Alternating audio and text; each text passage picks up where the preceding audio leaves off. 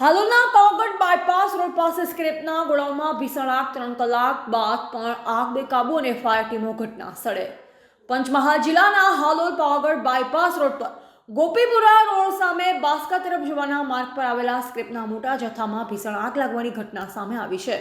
અચાનક લાગેલ આગના કારણે વિસ્તારમાં ભારે અફરાતફરી મચી હતી.